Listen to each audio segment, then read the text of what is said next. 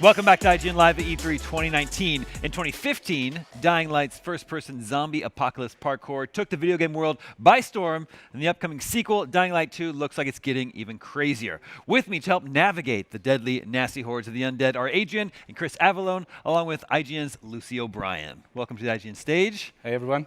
Now, Lucy, I believe you've been lucky enough to play Dying Light 2. Yeah, I was extremely impressed. It was about like a 30-minute roughly demo. Around 20, 25. Right. Yeah. It was a lot of fun, and what I was most impressed by was the sense that the decisions that you make in this game completely change the story and even the areas that you get to explore. Yep. Tell me a little bit more about that. After releasing Dying Light 1, we thought that we have a missing ingredient for our ultimate experience of the open world. So we had this emergent gameplay in the first game, a lot of tools that you can play with, different ways to approaching the combat scenarios.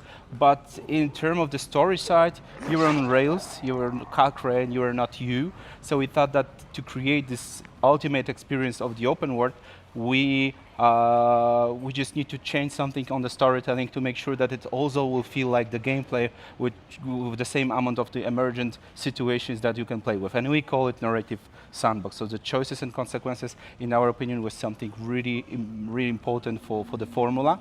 And how we did it like it should be done in our way for the action games. So there's a lot of satisfying elements, a lot of action-based twists and thrills. You've seen the demo, so you know what I'm talking about. Every choice you make has a consequence, and those consequences are not only connected to narrative events, so it's not like someone will die or live only, those kind of things, but also things about the world. So world reacts on your choices. If you do something with one faction, the other faction will react. There's something will be different in the city. The new community is gonna appear in the city, so the skyline will be different. So a lot of those kind of things. So the city in our game is actually another hero. Yeah, so it's not only about game about Aiden Caldwell, but it's also a game about the city. And is it you mentioned that the whole areas could be locked out or opened up depending on these decisions. So how often are these decisions made in Dying Light 2 when it comes to actual crucial massive changes in the story and of course in the areas that you get to explore? Well, many times, but it's not overwhelming. Mm-hmm. It's like you're building your feeling about what to do before. So it's not like you have a decision to make and then the world would change into A or B. Before making a decision, you have those tiny choices that you do before to just understand what this faction is doing, what this faction is doing, is this guy okay or not, and therefore you'll be ready to make this final choice. I believe Chris can jump and talk more about that. Yeah, for most of the decisions, we try and make sure the stakes are listed out before you actually make the decision. Yeah. So even though there's a sense of urgency about it, you actually know what's at stake when making those big choices. But the environmental reactivity, though, like when Adrian first showed it to me, I was like, I can't believe this. Because usually, so I worked on role-playing games, and it's really easy to do like narrative reactivity when dealing with NPCs.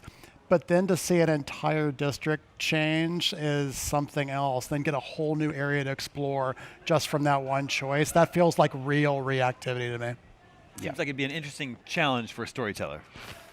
Yeah, well, the nice thing is it's actually fun because this, maybe one bad habit I have when writing is I want to write all the stories at once, but then Adrian provides a world where it's actually possible to do that, where it's not like, hey, I'm not just writing one linear thing. I can actually go A, B, C versus just a linear path. So it's actually it's a lot of fun. Yeah. Tell us about the new moves we can expect in Dying Light 2. When I was experiencing the demo, I remember at one point you guys were counting the moves, and it was like 10 in a matter of seconds. And I think there was mentioned that you have double the moves in Dying Light 2 from the original. Yeah, it's like we doubled the amounts of moves, parkour moves from the first game. What also we did is the new system of leveling up. It's not only about skills. It's also about the evolving your avatar, so your body. So you have, for example, this grappling hook you've seen on the demo, or other tools, and you just can level up your gear. So that's something different than skills. And the third thing that it gives you a lot of new options during the traversal is actually the city, our character. You know, the city is a character in the game. So by your choices, you actually transform certain passages or streets, and those places gives you opportunity to be even more efficient in movement and combat, of course. So it's like you have skills, you have your gear, so the avatar, and the city also supports the movement and the combat. Well, I think that was one of the things that I was most impressed by in the demo was, you know, these are dilapidated buildings because it's post-apocalyptic, full of zombies and that sort of thing. But it very much felt like a playground. Yeah. You know, there are sort of ropes and like bridges everywhere and things. It's still Dying Light. Yeah, yeah. It's just that part seemed really exciting to me, and it just also seemed, and correct me if I'm wrong, that there was always a number of ways in which to traverse through any given environment. Yeah, yeah. It's like you have plenty of choices to do, not only on the narrative side, but also on the gameplay side. You can approach the main goal of in the demo. You can approach it like it was in the demo presented, but you can also use your skills and eventually dive somewhere, for example, use the skills, your stamina-based skills, to approach the goal. So it's not only about those gimmicks on the narrative side, you can also find the overpass on the gameplay side, kill zombies differently, use the environment, use the communities that you're working with, they can help you in a fight. So there's a lot of options how to deal with the infected and other bandits, for example. So we play a character named Aiden, is that right? Yeah, Aiden Caldwell. Yeah. Does Aiden have a backstory, or is it? Yeah, it's the game starts outside the city, so that's the first thing, and you're entering the city. So it's a new world for you. You are infected. You are not infected at the very beginning of the game, so you're learning what does it mean to be infected. So you're adjusting to the new world, and there is a backstory. He's like he's got this, but. To make sure that it will be the immersive experience, we thought that this moral compass of Aiden Caldwell is actually the player, you know? So my Aiden Caldwell, Lucy's Aiden Caldwell, Chris Aiden Caldwell could be a different hero in our game. There's something that is written in stone at the very beginning, but when you're approaching the city, you need to adjust to the situation, and in the way you adjust means that it's connected with you, I mean the player, yeah? So how was that for you, writing that character, where you basically had to kind of provide a certain degree of blank slateness, if that makes sense? Yeah, actually, well, that's good. It just means you can make the player part of the story. Like, it's one thing to do a linear story path where you're trying to enforce a certain emotional beat versus maybe there's something that's unique about your choice or something special about your choice, and then you're contributing to the development of that character, and it becomes more your own versus us telling you what that character is. Oh, it's an amazing proposition. Let's talk about combat. How have you evolved combat this time around? So we just did, of course, a big change. It's still the evolution of this super joyful combat from the first game, but right now it's more tactical. Yep. So it's more about observing your enemy and then react. So learning the right move, right moment is crucial, and it creates the sensation of joy in the way that wasn't even implemented in the first game, you know, because you have this moment that you feel like, okay, we're finding this moment, and then drop kick or other fancy move from the first game. So they're all there, but it's like more tactical, it's more connected with this momentum, and it gives you a lot of satisfaction.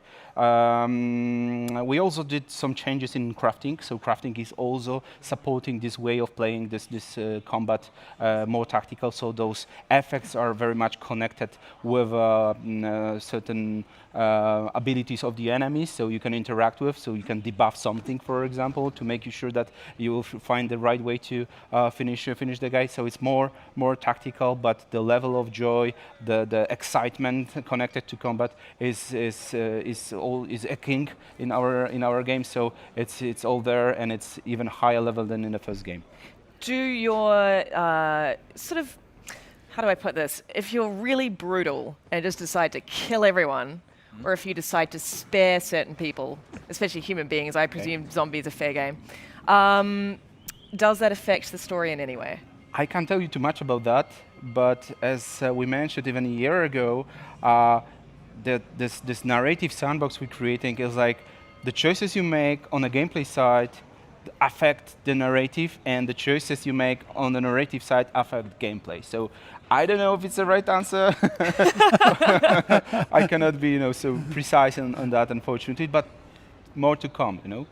And that's incredibly exciting. And also, there's co-op as well. Co-op returns, which was a big part of the original Dying Light. And it's still the important element of the second game. And how does that work with, obviously, a very complicated story, if co-op partners are dropping in and out?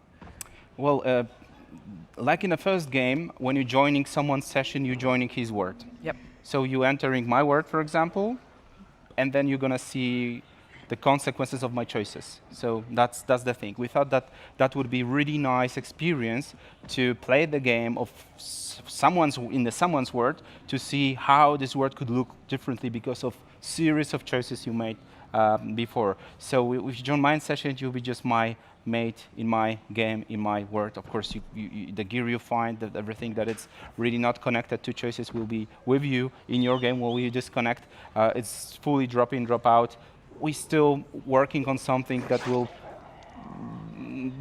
be really a big milestone in 4-player co-op that we had in the first game, but still I cannot tell you more about that. So that's the idea. You're joining my session, you're in the world, so it's a great thing to finish the game as a single-player experience first, to understand the world, the lore, the factions, the communities, everything, and then joining someone's session and see how this thing can look. So that's also a great experience of playing a game. So this is something really, really awesome.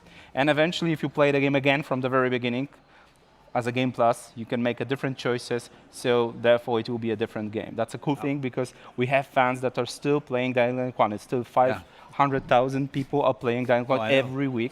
So it's a cool thing, because I'm asking them where you are, and they're talking, I'm on a Pact with Rise quest, lab 4 or lab 5, So they're just playing all over again. So in Dying Light 2, that will be a different lab, It's like, because of the choices they can make, it's a different game. So that's a really great value for those players. Yeah, for sure. Awesome. Yeah, that sounds very cool. I know you have a very dedicated community. It's excited for Dying Light 2. Yeah. They won't have to wait too long.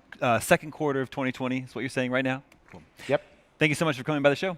Thank you. Thanks for having us. All right, we are all dying to play Dying Light 2, and we'll have lots more on IGN leading up to its release. Right now, E3 continues. What's up next? Coming up next, they said Garfield couldn't drive, but in 2013, the lasagna-loving cat proved everyone wrong in Garfield Kart. Now, he's back. Or is he? No, he's not. I'm just messing with you. You need to take a short break. IGN at i3 will be back in just a second with games that are actually coming out after this.